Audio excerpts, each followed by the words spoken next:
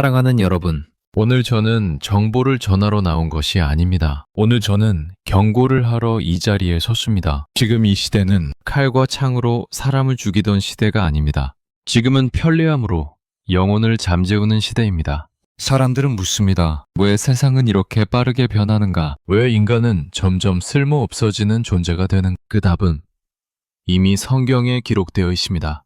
요한이 본 그 짐승의 시대, 보이지 않는 권세, 보이지 않는 통제, 보이지 않는 표. 계시록 13장은 미래의 이야기가 아닙니다. 지금 완성되어가는 설계도입니다. 사람들은 한 인물을 혁신가라 부릅니다. 천재라 부릅니다. 구원자라 부릅니다. 그러나 성경을 말합니다. 세상을 구원하는 자는 단 하나뿐이라고. 그럼에도 불구하고 이 시대는 새로운 구원자를 만들어냅니다. 기술로, 속도로, 편리함으로. 일론 머스크라는 이름은 단순한 개인이 아닙니다. 그는 하나의 통합된 구조의 얼굴입니다. 하늘에는 그의 위성이 깔리고 땅에는 그의 기계가 서며 인간의 머리에는 연결의 문이 열립니다. 여러분, 이것이 우연처럼 보이십니까? 하늘, 땅, 사람, 성경이 말한 질서 그대로 통제의 그물이 완성되고 있습니다. 인간의 생각은 더 이상 자유롭지 않습니다. 기억은 저장되고 감정은 분석되며 선택은 유도됩니다. 사람들은 말합니다. 편리하다고, 빠르다고, 똑똑해졌다고. 그러나 묻겠습니다. 생각하지 않아도 되는 인간은 과연 인간입니까? 계시록은 말합니다. 짐승은 사람들로 하여금 사고, 탈퇴하고, 차게 한다고. 이제 여러분은 사지 않으면 살 수 없습니다. 그러나 더 무서운 것은 생각하지 않으면 살 수 없게 되는 시대입니다. 노동은 사라지고 기계는 넘쳐나며 인간은 남아돕니다. 사람들은 일하지 않아도 된다고 말합니다. 그러나 성경은 말합니다. 일하지 않는 자가 아니라 쓸모없다고 규정된 자가 문제라고. 쓸모의 기준은 누가 정합니까? 창조주입니까? 아니면 시스템입니까? 기계보다 느린 인간, 기계보다 실수하는 인간, 기계보다 감정적인 인간.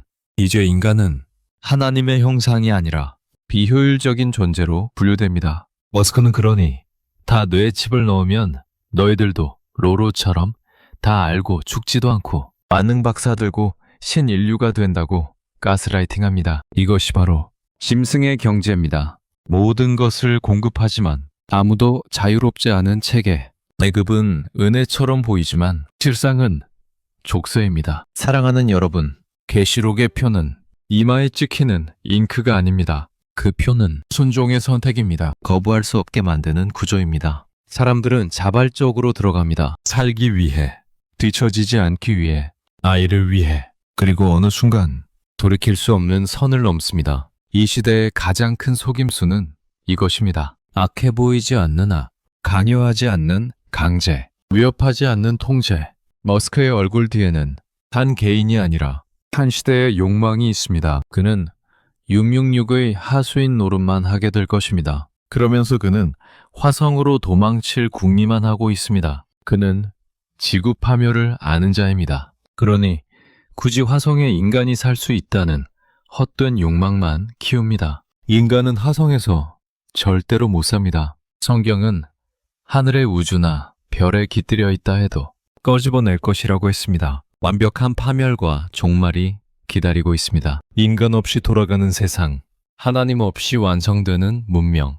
그러나 성경은 분명히 말합니다. 짐승은 권세를 받지만 때가 정해져 있다. 지금은 잠시 성공한 것처럼 보일지라도 그 끝은 심판입니다. 문제는 이것입니다. 그 심판 전에 교회는 깨어있는가? 설교는 여전히 평안만 말하고 회개는 사라졌으며 분별은 조롱거리가 되었습니다. 그러는 사이 세상은 조용히 계시록을 구현하고 있습니다. 사랑하는 여러분, 지금은 선택의 시간입니다. 기술을 거부하라는 말이 아닙니다. 세상에서 도망치라는 말도 아닙니다. 정신을 차리라는 말입니다.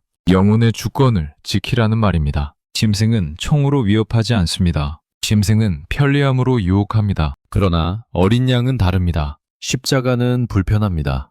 희생은 고통스럽습니다. 그래서 사람들이 떠납니다.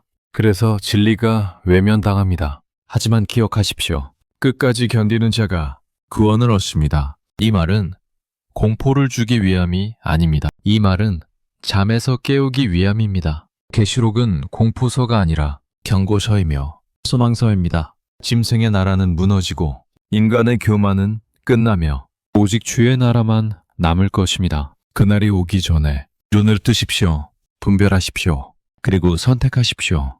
누구의 편에 설 것인지. 이것이 지금 이 시대 반드시 외쳐야 할 종말의 경고입니다. 일론 머스크의 야망은 인간을 위한 것인가요? 그의 야망은 666의 야망의 실현이며 인간을 쇠와 합쳐서 병신으로 만드는 것에 불과합니다. 인간을 시스템의 부속품으로 만들려는 삼각 구조 의문은 이렇습니다. 뉴럴링크, 뇌란.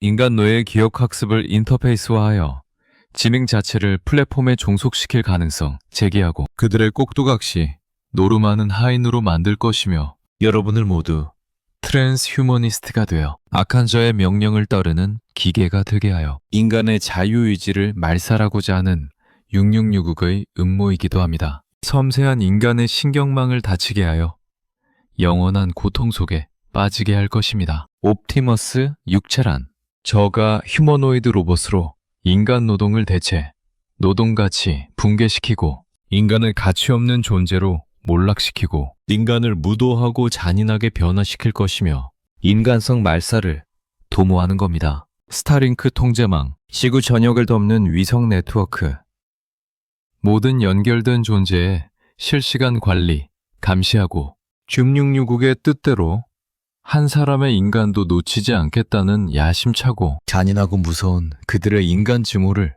이 땅에 실현시키는 것입니다. 인류는 정신을 차려야 합니다. 우리의 행복을 위함이 아니라 666의 뜻대로 움직이는 기술자입니다. 이 세 가지가 결합될 경우 탈출 불가능한 디지털 생태계가 완성됩니다. 인간이 하늘에 숨던지 땅속에 숨던지 물속에 숨을지라도 다 찾아내어 멸망시키겠다는 666의 그 일념이 얼마나 무서운지 깨달아야 합니다. 셔뱀 666은 인간을 증오합니다. 인간을 경멸합니다.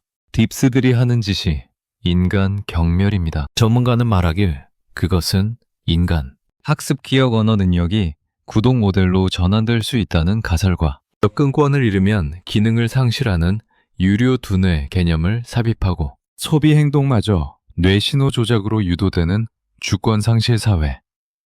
경고합니다. 그들은 인류의 수를 줄일 것이며 노동 종말 이후의 사회가 철저하게 로봇으로 대처하여 인간의 삶이 윤택해지는 게 아니라 인간을 이상한 세계로 인도하여 인간 자체가 동물농장이 되게 할 것입니다. 그러나 인간은 소득을 상실하고 소비 능력 붕괴되고 거대한 전체주의 정부가 물품을 배급해주며 인간을 더욱 비참하게 끌고 갈 것입니다. 시스템 소유자는 절대적 상위 계층이 되고 다수 인간은 배급 의존 계층이 되어 편리함으로 포장된 디지털 노예화로 규정합니다. 이것이야말로 디스토피아의 음모이며 인간을 경멸을 당하게 하고 비굴하게 만들고 연약하게 만드는 666의 마지막 계획입니다. 지금 우리는 이 세상은 이들의 기술로 뇌의 컴퓨터 인터페이스는 실제 연구 임상 단계에 있고 일론 머스크는 인간이 자발적으로